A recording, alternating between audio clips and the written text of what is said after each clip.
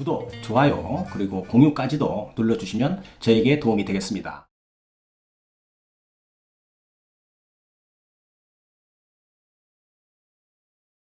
안녕하십니까. 교통사고 합의 전문 채널 유국장TV입니다. 유국장TV는 사고 후에 교통사고에 대한 법률적인 지식이 없어서 힘들어하는 피해자를 위하여 정보를 드리는 교통사고 상담 전문 채널입니다. 만약 유국장TV의 영상을 봤음에도 불구하고 궁금사항이 있다면 911LAW죠. 카톡으로 문의하시면 교통사고에 대한 궁금증은 모두 해결해 드릴 수 있습니다. 이때 진단서, 사고 차량 견적서, 사고 불박 영상, 정밀검사 판독지를 카톡으로 보내주시면 검토해서 상담자에게 제가 직접 답변 드리도록 하겠습니다.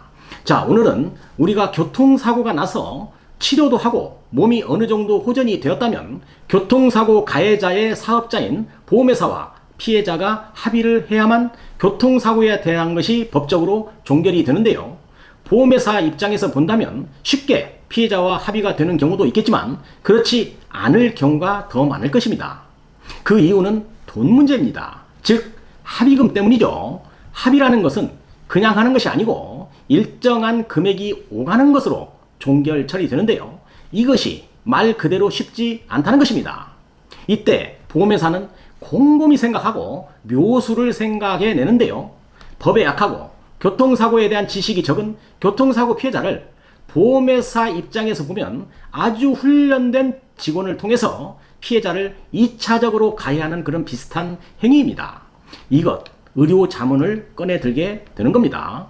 합의를 하려면 서로의 주장이 다르고 그러면서 자연히 금액적인 차이가 발생을 하는데 보험회사는 고객님 그렇다면 병원 의사의 의료 자문을 한번 받아서 그 결과가 나오면 배상을 더 많이 해드리겠습니다 하면서 의료 자문에 응하도록 이야기를 합니다. 말인즉 피해자를 도와주겠다는 것인데요. 원래는 의료 자문의 목적이 보험회사 직원의 말대로 의사에게 자문을 받아서 장애 문제나 치료의 필요성이 있다면 그 합의금을 배상해 주겠다는 것이 목적인데 이러한 목적이 이상한 방향으로 피해자를 공경에 빠지게 하는 방향으로 갈 수 있다는 겁니다. 먼저 몇 가지 알아보아야 할 것이 있습니다. 자, 의료 자문 의사는 과연 누구일까요? 첫 번째로 땡땡 보험회사로부터 일정 금액의 보수를 받고 자문을 해주는 의사입니다. 두 번째는 대학병원의 전문 의사죠. 여기까지는 문제가 안 됩니다. 자, 세 번째는 의료 자문을 하게 되면 자문 의사가 정밀검사 영상이나 엑스레이만 가지고 의사가 판단하고 소견을 발급하는데 이것이 문제가 되는 것이고, 네 번째로 여러 차례 그것도 고정적으로 대학병원에 근무하면서 보험회사로부터 자문료라는 돈을 받고 자문을 해주는데 돈 앞에서 자유로운 사람 많지 않다는 점, 또한 향후에도 이렇게 환자를 보지도 않고 컴퓨터 영상만 보고서 소견서 써주고 의료 자문을 해주면 이렇게 쉽게 돈을 벌 수 있는데, 그렇다면 다음에도 보험회사로부터 많은 자문료를 받기 위해서는 어느 쪽에 치우치는 자문을 해 주어야 할까요? 보험회사 쪽 아니면 환자 쪽?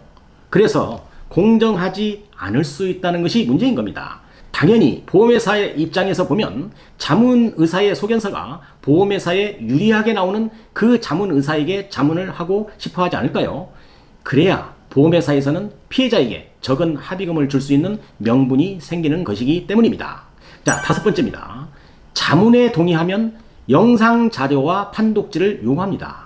이렇게 나오게 되는 자문 결과를 가지고 환자에게 합의를 하겠다는 것인데 이 업무 30년 가까이 해봤지만 환자에게 유리한 결과가 나오는 것 기억나질 않습니다. 이런 자문을 뭐 하려고 합니까? 뻔한 결과이고 아주 일을 망치는 경우도 다반사입니다. 첫 번째요. 자문을 하자고 할 때는 보험회사 직원은 영상 자료 CD와 자문 동의서를 요구할 것입니다. 보험회사 직원은 합의가 힘든 환자에게는 의료 자문을 요구하지만 요즘에 교통사고 피해자들도 만만치 않습니다. 온라인에서나 SNS에서 보험회사의 의료 자문에 대한 부정적인 이야기도 많이 접하다 보니 쉽게 해주는 피해자가 많지 않다는 것입니다. 그렇다고 보험회사가 물러나는 거 보셨나요? 집요하게 요구할 것입니다. 두 번째인데요. 무조건 안 된다고만 하지 말고 피해자도 방법을 찾아야 하는 것입니다. 합의나 협상은 한쪽의 요구만 주장해서 관철되면 그건 협상이 아닌 것입니다. 보험사는 의료 자문을 요구하고 피해자 입장에서 보면 그 요구를 들어주기에는 내가 불리할 것 같고 하면 절충이죠. 즉 중간 지점을 찾아서 협상하는 방법도 있을 것입니다. 당신들이 주장하는 의료 자문은 문제가 있을 수 있으니까 그러면 내가 영상 자료를 휴대폰으로 찍어서 사진으로 보내주겠다. 이런 방법도 해볼 필요가 있는 것입니다. 요즘 휴대폰 화질 아주 좋습니다. 골절 부위나 수술해서 고정해 놓은 부위도 아주 선명하게 잘 나옵니다. 이렇게 영상으로 제공할 테니 피해자가 불편한 의료 자문하지 말고 이 자료를 보험회사 내에 의료팀이 보고서 보험회사가 합의금을 제시해 한번 보아라. 이런 주장을 할 수 있지 않겠어요? 보험회사에게는 협상이 잘 안 되고 그래서 합의가 어려워지면 결국은 소송으로 갈 수도 있는데 나의 개인정보가 다 노출될 수 있으니 보험회사 주장과 나의 주장의 중간 정도인 영상의 CD가 아닌 사진을 제공해 보겠다. 이런 방법도 피해자 입장에서 본다면 제시할 수 있는 방법이기도 합니다. 이렇게 제시하면 보험회사도 차선책으로 받아들일 수도 있지 않겠어요?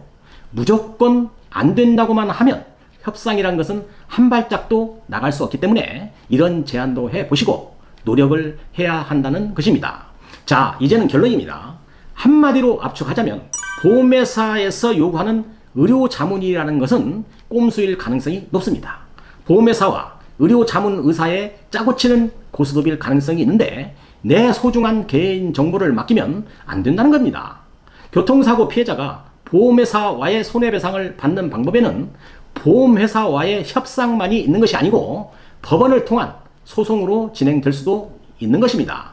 이렇게 나의 소중한 개인 정보를 노출시키지 않아야만 보험회사와의 협상이 잘 되지 않았을 때 소송으로 진행 시에도 불이익을 당하지 않는다. 이렇게 이해하시면 되겠습니다.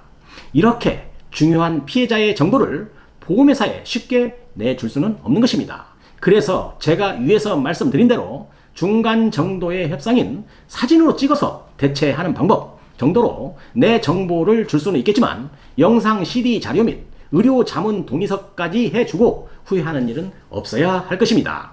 이렇게 일의 진행 절차를 잘 몰라서 보험회사의 꼬임에 넘어가는 피해자가 의외로 많다는 것을 알 수 있었기에 이런 것을 경계하고자 하는 차원에서 오늘 영상 준비하였으니까 이 영상 보시고 준비하신다면 분명 도움될 것으로 확신하면서 오늘 영상 여기에서 마치도록 하겠습니다.